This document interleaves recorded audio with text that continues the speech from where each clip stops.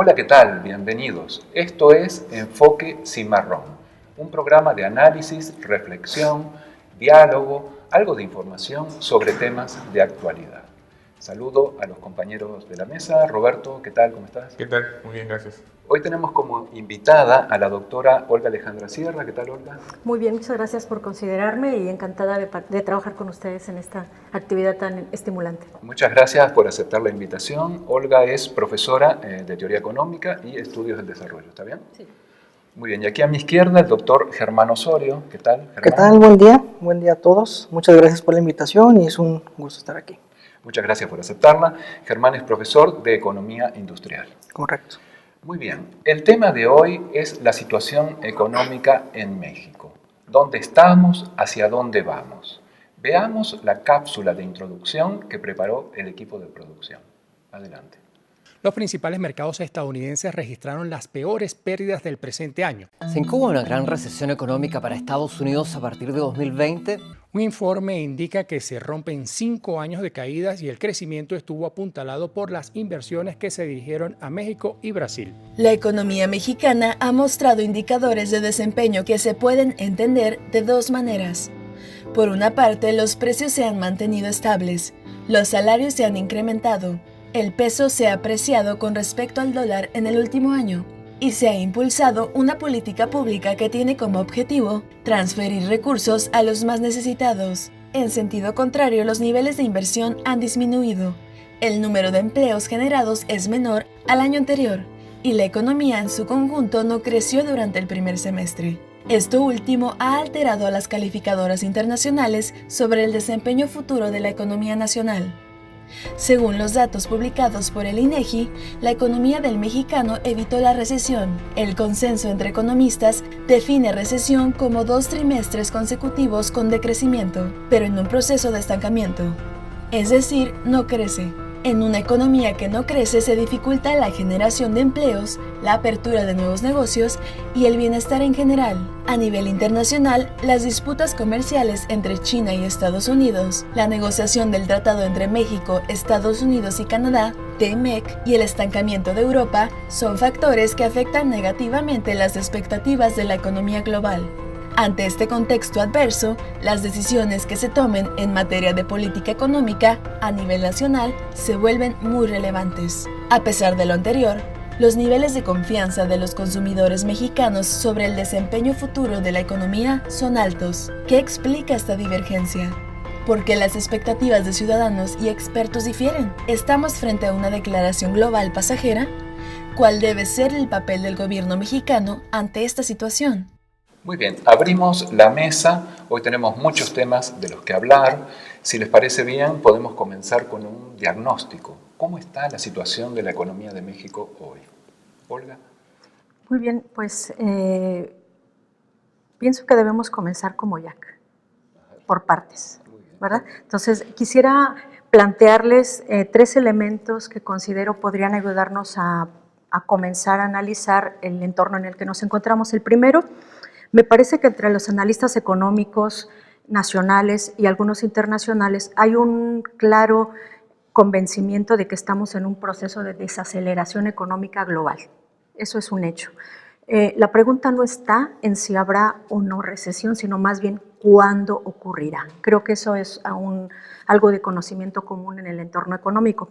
Un segundo elemento que agradezco bastante que en la reunión de Banorte del día de ayer ya se haya reconocido la importancia del crecimiento económico y que la lucha contra la corrupción de los últimos días ha sido insuficiente como para pensar que en automático se podría traducir en mejoras en las variables del crecimiento. Por lo tanto, le doy la bienvenida a esa apertura y pues nos abrirá posibilidades para plantear unos elementos en un momento. Y un tercer elemento también es que así como es innegable la desaceleración económica, y también lo creo que es muy temprano para valorar si lo que se ha hecho en este último semestre a nivel de México es suficiente como para pensar que ya estamos modificando la distribución del ingreso, que creo que también es un tema que apareció el día de ayer y necesitamos desde el conocimiento de cómo funcionan las variables y con los datos que usualmente utilizamos para interpretar el estado de la economía, pues que vamos a utilizarlos también para interpretar qué es lo que está ocurriendo en la actualidad. Entonces son 3 aspectos que me parece que podrían darnos pie para comenzar. En cuanto a la desaceleración a nivel internacional, lo que se observa es que la producción industrial en China ha venido bajando. Eso es un tema. Otro tema es que en la zona... iba a preguntar, la situación de China Sí. tiene un impacto muy fuerte. Sí, hay ¿Y dos esta guerra aspectos. comercial tecnológica entre China y Estados Unidos también lo podemos considerar en ese aspecto internacional Sí. del estancamiento? Primero, la desaceleración de la producción industrial en China. Por supuesto, sigue teniendo datos favorables, superiores que a muchos países, sin embargo, no a las tasas que se venían experimentando en la década pasada. Ese es un punto. El otro es la política de aranceles que ha sido el conflicto con Estados Unidos. Y, de hecho, Estados Unidos suspendió la implementación de los aranceles en contra de China sino para que entren en operación hasta el mes de octubre. ¿Por qué? Porque según Trump, en un afán político, pero también en otro económico, en el político pues sabemos que busca la reelección, pero en el económico esa posposición de la implementación de los aranceles tiene que ver con que quiere garantizar el abasto para las compras de fin de año en Estados Unidos. Entonces, poner los aranceles desde este momento implicaría una contracción de la actividad, más bien un impacto negativo para la economía norteamericana, entonces lo está posponiendo. Eso es un tema. Por el otro lado, en la zona euro también están pasando algunos elementos muy relevantes. El poco crecimiento de la economía alemana, que ha sido una de las fuerzas más importantes en la Unión Europea, incluso superavitaria, que ha tenido que pagar algunos platos rotos de las economías más atrasadas. Tenemos eso como elemento, y el otro que en octubre también se finaliza el proceso de separación de Gran Bretaña respecto a la zona euro. Eso va ¿Cómo puede estar impactando? Porque va a haber una serie de cambios. En Europa hay una política coordinada, política macroeconómica coordinada. En el momento en que se separe Gran Bretaña hay un problema no solo de movimiento de personas, sino también de cómo funciona el mercado laboral en Europa. El movimiento de capitales, los tipos de cambio, o sea, las importaciones, exportaciones, o sea, va a tocar los 4 mercados más importantes: el mercado de divisas, el mercado de trabajo, el mercado de bienes y servicios, y en general pues plantea un cierto nivel de incertidumbre. Entonces tenemos incertidumbre en Europa e incertidumbre en las relaciones China-Estados Unidos, y no debemos olvidar que aun cuando la relación México-Estados Unidos ya no tiene la sincronización como la teníamos, lo cierto es que seguimos muy atados a ellos. El 40% de nuestra vida económica depende de ellos, tanto como les importamos y exportamos hacia la economía norteamericana. Entonces, sí hay un reconocimiento. Y el día de hoy comienza una reunión de los jefes de los bancos centrales en Estados Unidos y se está esperando la declaración del presidente de la Reserva Federal el día de mañana para que dé luces respecto a cuáles serían las medidas de tipo monetario, sí, para proteger a la economía mundial de eso, pero digamos que esas opiniones las tendremos fluyendo, supongo que a partir del día de hoy y el fin de semana. Fin de semana. Sí. ¿Quieren agregar, Roberto, Germán? Coincido con lo que menciona Olga. Efectivamente, hay inestabilidad a nivel global. El conflicto China-Estados Unidos no parece ser solamente un conflicto coyuntural, parece que es un conflicto que va a definir quién va a ser la economía más grande del mundo por el resto del siglo, ¿no? Y creo que ese contexto tan adverso a nivel internacional nos plantea importantes retos al interior. Si el exterior, efectivamente, aunque estemos muy vinculados con Estados Unidos, lo que nos debería de ocupar es qué estamos haciendo al interior del país para contrarrestar esta tendencia negativa. Los últimos datos del Producto Interno Bruto mexicano muestran prácticamente un estancamiento. La inversión como porcentaje del PIB a nivel nacional en el primer semestre es de 21.6% como porcentaje del PIB, que es menos de lo que se venía observando en el primer trimestre de 2018. ¿Y como consecuencia de qué disminuyó este porcentaje? No, aunque pareciera que ese es el consenso público, no porque los privados dejaron de invertir, sino porque el gobierno dejó de invertir. Por lo menos en el primer trimestre de 2019 con respecto al primer trimestre de 2018. ¿La inversión privada no cayó tanto entonces? No, según esta métrica, no. Según esta métrica. Lo que sí... Bueno, aunque los datos de la formación bruta de capital que se reportaron hace unos cuantos días nos indican que hubo una caída del 2.7% de la formación bruta de capital, especialmente en los componentes nacionales y la construcción. Entonces, pero eso tiene que ver con lo que iba el gasto público. Lo que cayó de ese componente es hay un ejercicio en el primer trimestre de 5.5%. Es decir, el primer semestre de 2019 el gobierno gastó 5.5 menos que el primer semestre del 2018. Eso lo presume la actual administración como un ahorro, lo cual es cierto. Seguramente hay un ahorro, un proceso de austeridad en la operación del gobierno, pero también se cortó en partes de, por ejemplo, inversión pública, que afecta la formación bruta de capital. ¿Qué esperaríamos al final del año? Lo que esperaríamos entonces es que ese 5.5% que se ahorró, porque se despidió personal, porque se atrasó obra, no se le licitaron las obras que se requerían, se hagan al final del año. Entonces esperaríamos un incremento, un impulso de la economía por esa parte. Este segundo elemento de que el gobierno lo pudiera ver como ahí está el recurso, sin embargo no se ejerció, también no ha ayudado a mejorar el desempeño de la economía en este primer semestre. Me parece que la cautela es buena cuando se están reevaluando una administración que quiere cambiar de paradigma, sin embargo, también ha pospuesto o no ha permitido que la caída del producto sea menor de lo que esperábamos, y eso en términos de política pues no le favorece mucho. Por otro lado, disculpa que robe un poquito la palabra, es que Enrique Quintana, en uno de sus editoriales del Financiero, señala que el menos del 1%, el 0.1% de crecimiento que hubo en este segundo trimestre de 2019, está muy cuestionado, sin embargo, ha habido otros segundos trimestres que también han tenido ese resultado. Sin embargo, hoy como que está más enfocado o más sobreestimada la valoración por el entorno sociopolítico que lo ha rodeado y el cambio de gobierno. Entonces también habría que, un semestre es insuficiente también para valorar todos esos ajustes administrativos que debe tomar un nuevo gobierno para echar a andar todo el proceso de demanda, ¿verdad? Muy bien. Germán. Yo considero que, bueno, agregando lo que ya muy bien expusieron los doctores, podemos dividir entonces detonantes de incertidumbre, creo yo. Al final de cuentas, la historia económica nos ha demostrado que las recesiones, desaceleraciones primero, después recesiones, inclusive crisis económicas, han tenido diversas causas. La causa principal de la crisis gestada en México, anterior reciente, que fue la del 94, porque obviamente 2008 fue una crisis económica, pero no gestada en México, fue una crisis económica gestada en economía estadounidense. La del 94 se debió por incertidumbre. Y creo que estos factores que muy bien explicaron los doctores respecto, primero, factores externos, como por ejemplo lo de Estados Unidos, como por ejemplo lo de China, suman a la incertidumbre general. Pero como ya lo explicaron muy bien, quiero también yo enfocarme un poco a los factores internos.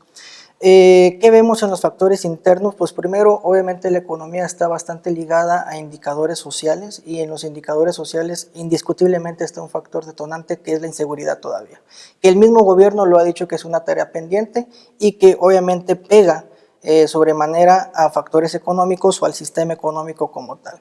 Otro factor interno es precisamente las discusiones que se han venido generando en los últimos días en dependencias ciertamente públicas, pero autónomas, como el Banco de México, por ejemplo, como por ejemplo nuestro Instituto de Estadística Nacional, como es el INEGI, en donde claramente han tenido disyuntivas entre las versiones oficiales de gobierno y las versiones, digamos, formales de estos institutos. Apenas hace unos días el gobernador del Banco de México pues claramente expuso que era necesario bajar la tasa de interés porque es evidente una desaceleración.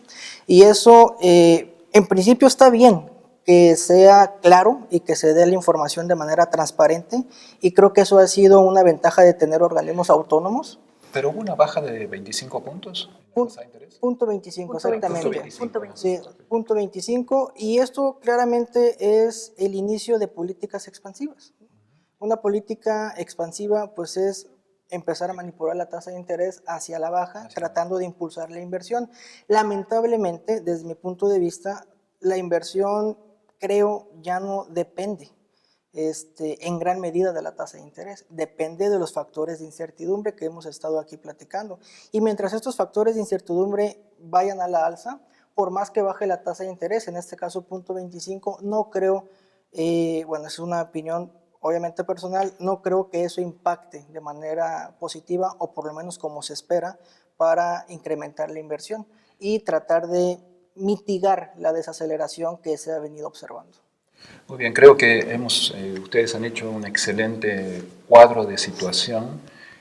Se ha hablado acá de inestabilidad internacional, incertidumbre, desaceleración de la economía mexicana.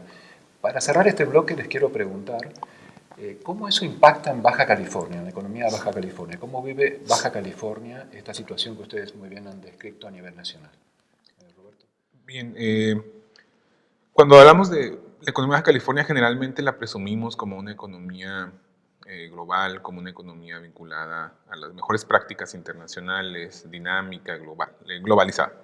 La realidad es que efectivamente tenemos exportaciones de cerca de $50,000 anuales, representa en ese sentido el 10% de todas las exportaciones mexicanas las hacen el estado de Baja California, pero todas esas exportaciones van a un mercado, que es el de Estados Unidos, y particularmente a California. California es la principal receptora de todas nuestras exportaciones. Sí, exportamos a muchos países diferentes productos, pero en un porcentaje muy pequeño. 80% van a Estados Unidos, particularmente a California, y el resto al resto del mundo. El desempleo de la economía de Baja California ha sido positiva en los últimos años. Tiene un crecimiento promedio por encima del promedio nacional.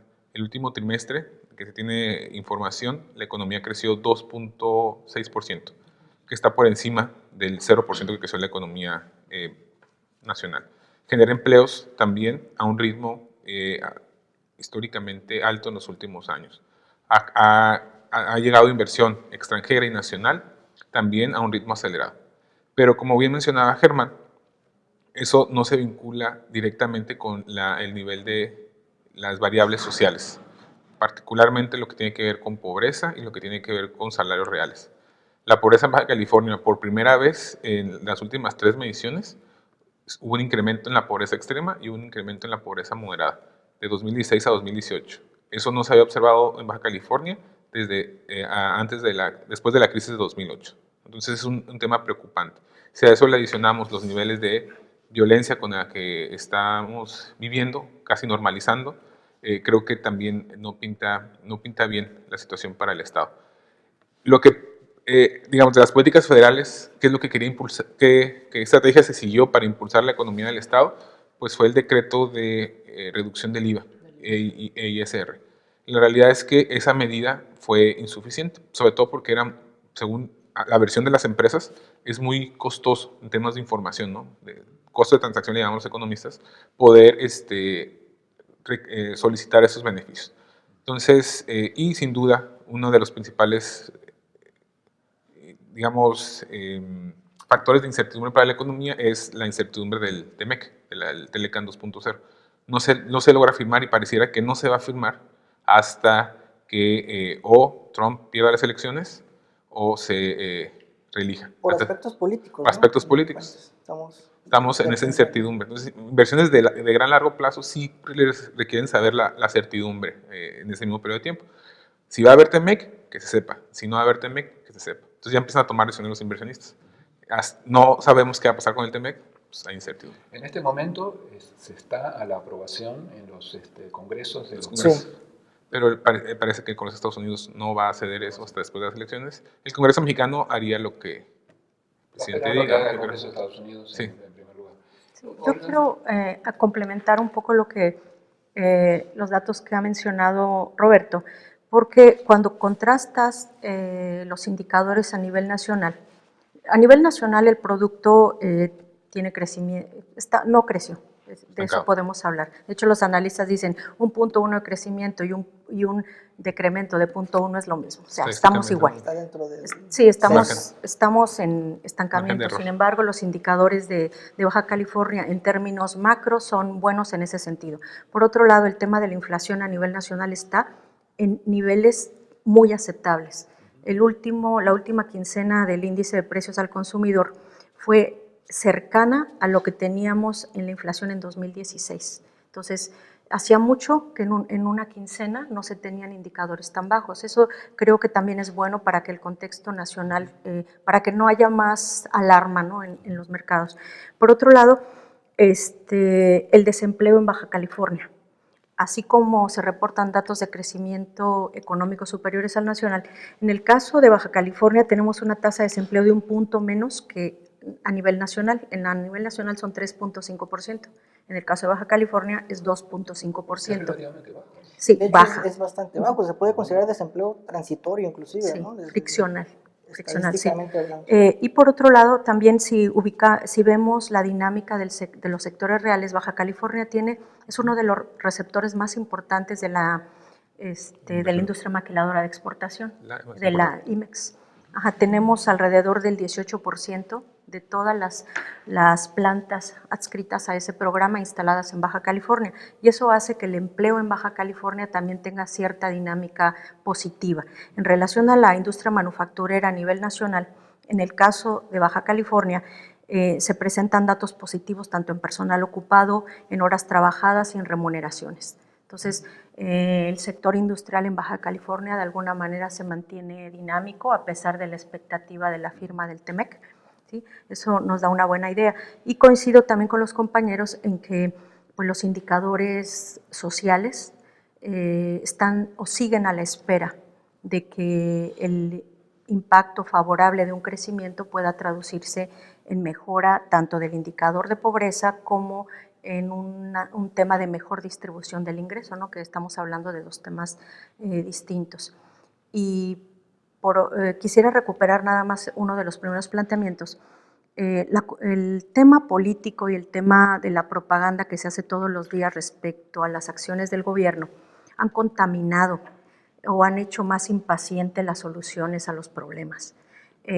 Los fenómenos económicos, algunos son de coyuntura y se expresan en un muy corto plazo, sobre todo las variables financieras. Sin embargo, las variables reales, donde está el empleo, donde está la inversión extranjera directa, donde está, digamos, la producción de bienes y servicios reales, hay que esperar. Sí, ¿Por qué? Porque traemos un impulso de procesos previos, y eso genera las bases también para que se reproduzcan conexiones hacia adelante, jalones de demanda hacia sectores e impulsos de otros. Entonces, el impacto económico genera un valor económico, eso se puede traducir en empleo, se puede traducir en ingresos para la población, pero eso tarda un poco, y más en una época de cambio de gobierno. Sí, justo iba para allá.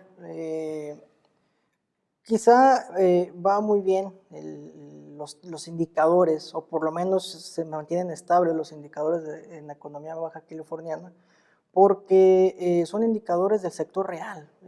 Siempre cuando se generan detonantes de incertidumbre, lo primero que impacta estos factores son mercados bursátiles, que tienen bastante movimiento, flujos bastante acelerados.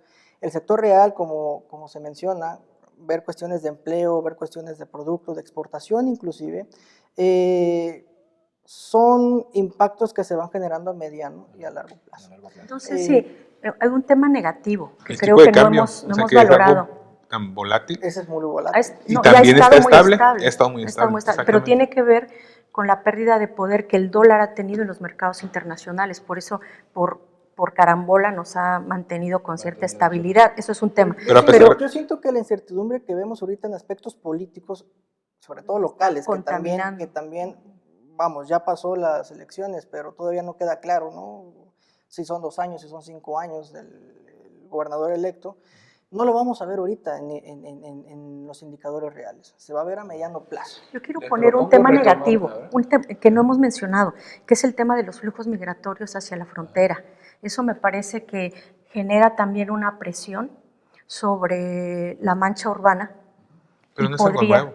No, claro, no es algo nuevo, histórico. pero la ola de migración centroamericana e incluso africana, pues es relativamente reciente. Pero es una gota dentro de... Sí, claro, es uno de los factores que está ahí. Les propongo pendiente, ¿no? que comencemos el siguiente bloque entonces con Baja California.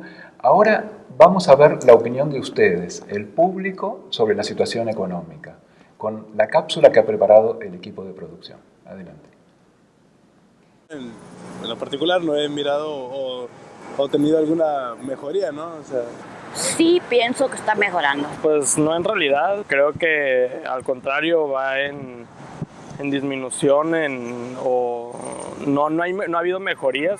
Sí creo que hay mejoras, de hecho ya se están viendo, aunque hacen falta que se impulsen los programas del aeropuerto, de la refinería de Dos Bocas, del Tren Maya. Son 18.50 o algo así, tal vez más. Y pues obviamente si el dólar sube, significa que el precio tiene un menor poder adquisitivo, entonces en ese sentido pues afecta o beneficia según baje o según suba el dólar. Bueno, ahorita los que pueden beneficiar es a la gente del otro que trae dólares, ¿verdad? Para nosotros no está muy beneficioso. Siento que en realidad no afecta mucho mi economía por el hecho de que casi no voy a Estados Unidos. Sí lo conozco. Ahorita, si no más recuerdo, creo que está en 19.65 en documento. Y precisamente ayer compré el dólar en efectivo en 18.50. No a ciencia cierta, pero pues con eso de que el Estado le debe mucho dinero a la universidad, por ejemplo, pues es un claro síntoma de que las finanzas y la economía no está del todo clara ni muy sanas, que digamos, ¿no? Está muy mal por los gobernantes que andan haciendo sus tranzas. Ojalá que se mejore con este nuevo gobierno. La verdad te mentiría, la desconozco, pero sí sería muy útil o muy importante conocerla. Sí lo conozco. Se ha visto ahorita favorecida por la disminución del IVA. El terreno maquilador sigue siendo uno de los fuertes impulsadores de la economía. Se le están dando facilidades a las maquiladoras y el tipo de cambio juega un papel también muy importante, igual que el de los salarios, que a pesar de que se aumentaron, sigue siendo más conveniente para las empresas producir aquí que producir en otra parte del mundo. Ayudar al campo, fomentar la ciencia, la tecnología. Definitivamente impulsar los mercados locales. Que el precio de los bienes de consumo se equiparen a los bienes de consumo en Estados Unidos. Muy bien, abrimos aquí el segundo bloque de este programa de Enfoque Cimarrón dedicado a la situación económica en México y Baja California. En el bloque anterior cerramos hablando de la situación de Baja California, que en muchos aspectos es contrastante con la situación nacional. Por ahí Germán también decía algo sobre las expectativas que podríamos tener con el cambio de gobierno y qué podría cambiar o no en la situación económica. Olga planteaba al final del bloque el tema de migración, a tomarlo en cuenta. Entonces me gustaría retomar este punto, la situación de la economía de Baja California en este momento respecto a la situación nacional y las perspectivas que se avecinan con el cambio de gobierno. Bueno, retomando un poco lo que se contaba en el primer bloque, efectivamente creo que todos podemos coincidir que el Estado tiene indicadores que te marcan el librito de economía positivos. Crecimiento de la producción, empleo, baja tasa de desocupación, precios de los productos estables, tipo de cambio, a pesar de toda esta incertidumbre que estuvimos internacional y nacional, por factores externos y externos se mantiene estable. Pero las variables sociales, lo que a la gente realmente le interesa, es por ejemplo, y todo eso cómo se refleja en mi ingreso. ¿Cuáles son las variables sociales a las que hacer referencia? A mí se hace que una central es ingreso, salarios, niveles de pobreza y desigualdad.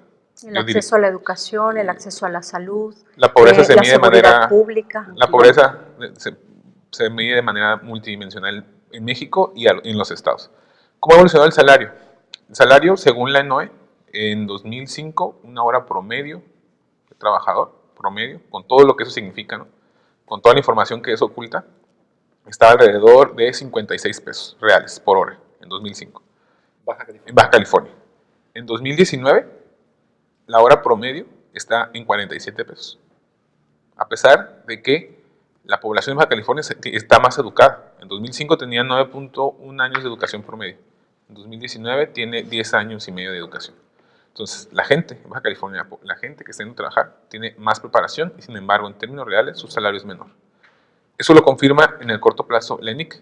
Según la encuesta nacional de ingreso y gasto, que mide lo que los hogares ingresan, no solamente por salario de trabajadores, sino por transferencias, por rentas, por un montón de factores, el ingreso por hogar disminuyó en 8.5% de 2016 a 2018. La pobreza en Baja California extrema se incrementó, que sí es cierto, tenía niveles muy bajos, de 1.1, que era muy bajo, a 1.6, algo que no se veía en Baja California desde hace mucho tiempo. De hecho, inclusive en contra de la tendencia nacional. Y si a eso le sumamos factores como que no hay métricas claras para medir la desigualdad, ¿no? Pero la desigualdad se percibe, ¿no? Vemos los edificios de 15 pisos en las zonas de mayor plusvalía en la ciudad y vemos en esa misma ciudad grandes zonas sin los servicios más elementales, ¿no? Entonces creo que esos son las variables. Todo lo económico sí va bien, ¿no? O pareciera, ¿no? ¿La desigualdad a través del Gini? El Gini todavía no se calcula con los datos nuevos, pero de acuerdo a si el ingreso promedio cayó, muy probablemente vaya a aumentar la... El tema de brechas. Tema de brechas. Entonces, todavía no se calcula, estudios que lo hagan, pero seguramente la concentración va a ser mayor. A eso me refiero, que no hay métricas todavía para decir que hay más o menos desigualdad, aunque digamos que el Gini es una medida muy rústica, ¿no? Pero sí sirve para medir la desigualdad. Es un parámetro, de Todas hecho. esas variables son variables estructurales, sí, claro. Que no se cambian de un día para otro. De un día para el otro. Creo que sí, vinculándolo un poco con las acciones de gobierno. Si efectivamente no se puede evaluar en 6 meses, yo creo que algunas decisiones han sido muy acertadas, en mi opinión, como es la reasignación del gasto a programas sociales. Yo creo que eso sí va a tener un efecto en la distribución del ingreso. Yo creo que no a nivel federal, pero que impacta a todos los estados, directamente a Baja California, ¿no? La beca para estudiantes, la beca para adultos mayores, la beca para jóvenes construyendo el futuro, que respectivamente se les dice ninis, ¿no? Todos esos yo creo que sí va a tener un impacto positivo en el nivel de bienestar de esos individuos. Pero esa es una expectativa porque Claro. El problema con los programas implementados es que no nos queda claro cuál es el esquema con el cual se va a, cómo leer en conjunto cómo será la política social, porque hay una serie de programas que están operando, sin embargo no tenemos claro el número de beneficiarios, tenemos claro que les van a dar una cantidad de dinero, pero no tenemos claro cómo participa en conjunto toda esa erogación para los sectores sociales, fertilizantes, canasta básica, jóvenes. Hay una serie de programas de orden social que están descritos, incluso uno entra a la página buscando información más certera respecto a cuántos beneficiarios esperan. Se dice el monto, pero no se dice cuál es el alcance que va a tener y si va a ser anual, si es por una sola ocasión. Me parece que han sido muy escasos los elementos para que nosotros tengamos un convencimiento de que efectivamente se trata de programas consistentes que van a verdaderamente modificar una distribución del ingreso. No descalifico el impacto positivo que pueda tener una ayuda a un grupo social que ha sido excluido, que ha sido vulnerado. Sin embargo, necesitamos que haya una sistematización tanto de los programas, de los beneficiarios y que estén sujetos a la transparencia para que no sean utilizados con fines políticos. Se ha criticado en los últimos días que quienes están participando en algunos de estos programas sociales llevan propaganda política en sus chalecos. Entonces, sabiendo que los temas de orden político están interfiriendo con nuestra percepción de la economía, pues probablemente ustedes y yo lo sabemos, ¿no? Que ese dinero no está asociado solo a una persona, sino que son recursos públicos, pero la población se queda con la idea, como se quedaba anteriormente con la idea, de que el partido en el poder era el que estaba teniendo las decisiones de yo soy el que te estoy asignando el recurso, por lo tanto tendrás que seguir votando, ¿no?, por mí. Claro, un uso clientelista del gasto público. Yo creo que eso hay que invitar al gobierno a que sea más transparente y claro en los términos de referencia con los cuales están operando los programas, porque de otra manera, pues sí, nadie nos negaríamos a la operación de un programa social para madres solteras, para jóvenes que no tienen oportunidades, para personas que están en el sector rural, ¿sí? Nadie nos oponemos a eso, ni al combate a la corrupción, ni a la racionalización de los recursos públicos. La aplicación, la instrumentación. Claro, la instrumentación, que es la parte más difícil y más manipulable. Por eso Rosario Robles y una serie de gente están en entredicho en este momento. Esta instrumentación de la política, bueno, en principio pienso que la política social creo que ha sido la evidencia más grande de este gobierno, que lleva poco, unos cuantos meses, pero en estos meses está claro que la política social es prioritaria. Y lo que hablábamos anteriormente respecto a que la inversión pública ha disminuido o el gasto gubernamental ha disminuido, más bien lo que demuestra es una redirección del gasto. ¿En qué? Pues por ejemplo, en la política social. Y como bien mencionan, yo pienso que muy pocos vamos a estar en desacuerdo de que se apoye a los sectores más vulnerables y más necesitados de nuestra sociedad, de nuestra nación. Aquí el tema es no que se apoye, sino cómo se les va a apoyar desde mi punto de vista. Porque esta manera en cómo se está apoyando creo que enfrenta dos retos principales. Primero, considero que va a ser un impacto de corto plazo. Se me figura como si tuviera el impacto de la mayoría de las remesas, por ejemplo.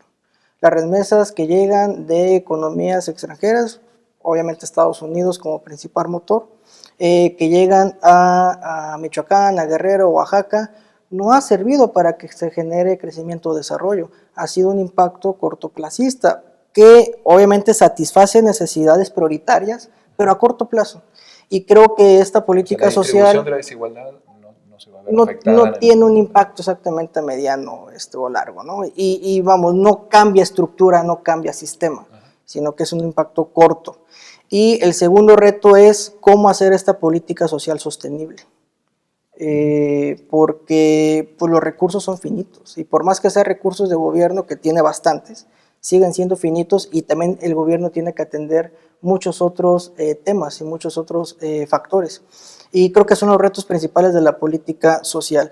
Y antes de que olvide el tema que platicaban sobre los indicadores económicos versus los indicadores sociales en Baja California, yo tengo la impresión, la hipótesis de que los indicadores económicos van bien, van estables, como ya lo habíamos dicho, porque la inversión en Baja California, derivado de la conectividad tan cercana que tenemos con Estados Unidos, pues es una inversión netamente privada y externa, la mayoría.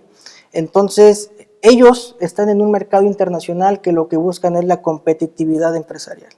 Y lamentablemente la estructura y el sistema económico nos está ligando, nos está llevando a que la competitividad empresarial ya está desfasada de las intenciones de bienestar social. ¿Cómo se ha conseguido competitividad empresarial? Pues por ejemplo, como decía Roberto, con reducción de salarios, reducción de costos, que significa, ¿no?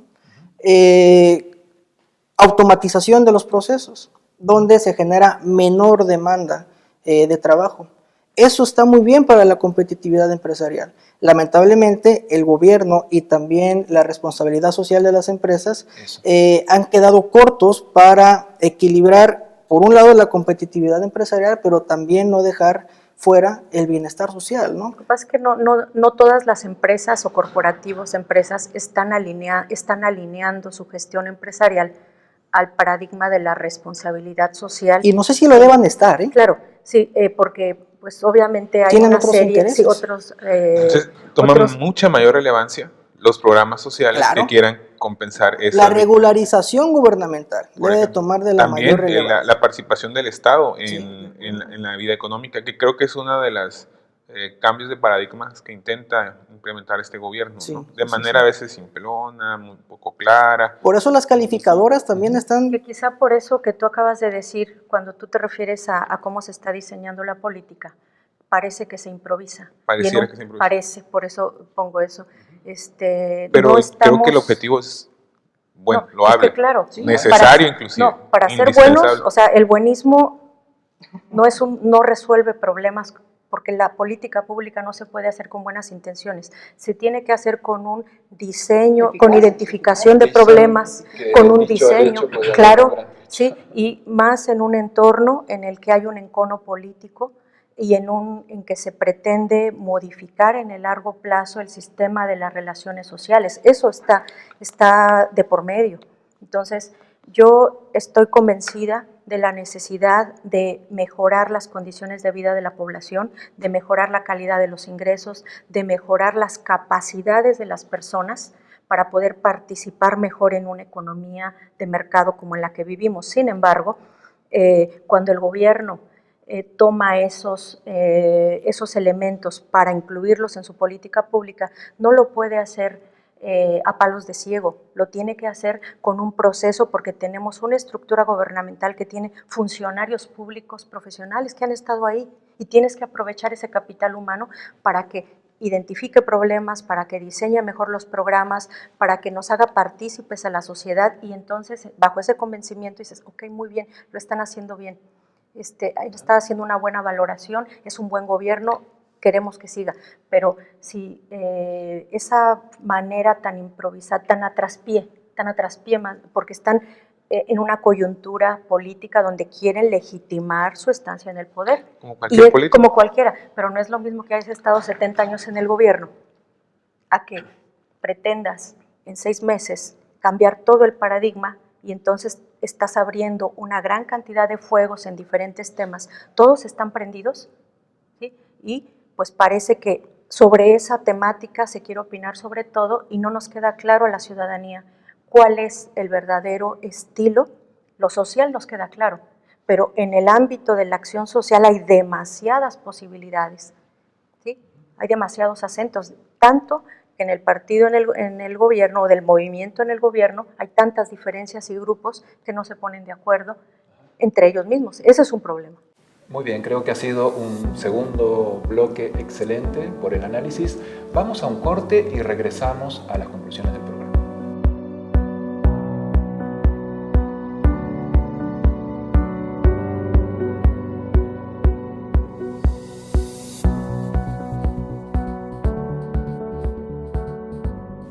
Muy bien, último bloque de Enfoque Cimarrón, regresamos para las conclusiones, tienen 1 minuto apenas cada uno.